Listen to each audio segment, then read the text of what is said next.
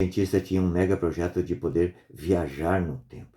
Ele queria provar que era possível, de uma forma empírica, né, mudar o tempo, parar o tempo, adiantar o tempo, voltar o tempo. A sua vida foi pesquisar os grandes cientistas como Einstein, Newton e tantos outros. Só que nisso ele não percebeu o tempo que ele perdeu na sua vida. O tempo que ele perdeu, né, de não passear no parque com seu filho, com seu neto, não fazer uma pescaria. Então, no final da vida, ele percebeu que aquele projeto não tinha sucesso, não teria sucesso. Foi um mega fracasso. E ali, naquela dor daquele fracasso, ele teve um infarto. E durante esse tempo que ele esteve em coma, esteve desacordado, finalmente ele descobriu que o tempo é uma graça de Deus. E que nós temos que aproveitar enquanto nós temos esse tempo, né? A partir de então ele mudou de vida. Ele decidiu aproveitar o tempo, né? Passeando com seu neto no parque, enfim, fazendo as coisas do dia a dia. Jesus hoje vem nos falar do tempo também. Ele vem nos falar do tempo que ele estaria ausente, mas logo depois ele estaria presente. Isso para os seus discípulos, nesse momento que ele falou, foi um tanto quanto enigmático. Mas depois tudo se clareou. E para nós ainda hoje, né, apesar de o tempo ser um mistério, só nos resta realmente viver na presença de Deus. Amar a Deus na pessoa dos irmãos. É assim que nós podemos aproveitar o tempo. Veja, João 16 vai dizer assim: ainda um pouco tempo, ainda um pouco de tempo e já não me vereis. E depois mais um pouco de tempo e me tornareis a ver, porque vou para junto do Pai. Nisso alguns dos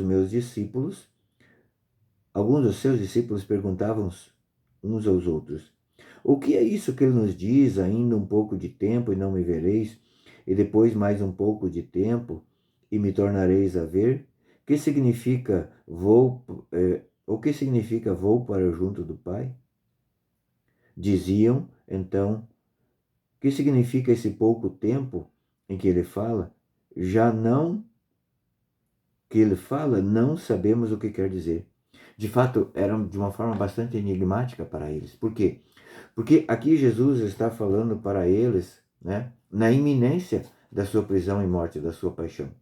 Então, de fato, pouco tempo depois daquilo que Jesus estava falando, já não veriam mais Jesus. Porque ele foi preso, ele foi torturado, né? Ele foi morto e foi enterrado. Eles não viram mais. Mas as palavras de Jesus aqui eram para que eles tivessem esperança nesse momento de dor, né? Nessa promessa de que em pouco tempo eles veriam ele de novo. E de fato, aqui provavelmente ele falou isso na quinta-feira santa.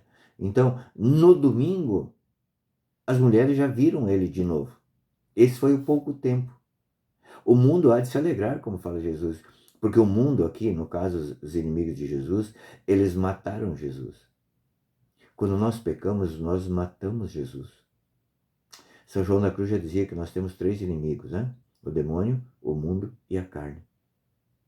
Nós somos o nosso inimigo e quando nós pecamos, nós nos tornamos inimigos de Deus. Então, o mundo aqui se alegra com a ausência, digamos assim, física de Jesus.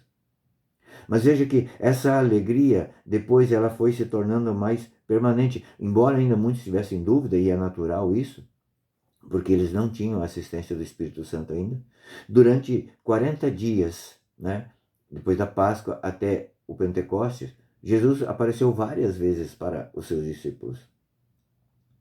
E hoje nós somos muito mais privilegiados do que os discípulos, né, que estavam lá junto com Jesus naquela época. Porque hoje nós temos o Espírito Santo. Hoje, se nós estivermos em estado de graça, nós temos a presença do Espírito Santo na nossa vida para nos alentar, para estar conosco. Por isso é necessário que nós aproveitemos esse tempo. Aproveitemos esse tempo com Jesus. É bem verdade que existem momentos na nossa vida que parece que Jesus nos abandonou. Não é assim? Naqueles momentos de dor, de tristeza, naqueles momentos de angústia, de medo. Aqueles momentos que a gente fala assim, cara, eu rezo, rezo, rezo, mas as coisas não acontecem na minha vida.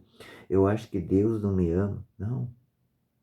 Esse é o tempo de nós valorizarmos, de nós crescermos na nossa fé. Se Jesus aparecesse na nossa frente, Se nós pudéssemos tocá-lo, se nós pudéssemos, como São Tomé, pôr o dedo nas feridas de Jesus para ver que realmente é Jesus, Jesus estaria nos tirando o direito de ter fé. Seria terrível para nós, porque nós não conseguiríamos amar Jesus através da fé. Porque essa é a possibilidade que nós temos, essa é a ferramenta que nós temos para amar Jesus. É através da fé. Eu amo meu irmão, embora eu entendendo que ele não mereça, mas eu amo meu irmão porque eu tenho fé que amando meu irmão, eu amo Jesus. Entende?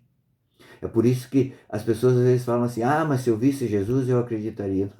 Aí não, você não vai mais precisar ter fé. Veja, eu vejo que isso aqui é uma caneta, eu não preciso ter fé. Olha, existe um canetão amarelo que subiu. Não, eu estou vendo aqui, eu não tenho fé. Entendeu? A fé é diferente. A fé é gastar o tempo, né, na presença de Jesus, mesmo quando nesse tempo ele não, aparentemente não está presente. Lembre que o professor sempre fica em silêncio enquanto está aplicando a prova para o aluno. Então, nesse dia de hoje, vamos aproveitar o nosso tempo para fortalecer a nossa fé, na esperança de que a única esperança que nós temos é Jesus. Deus te abençoe.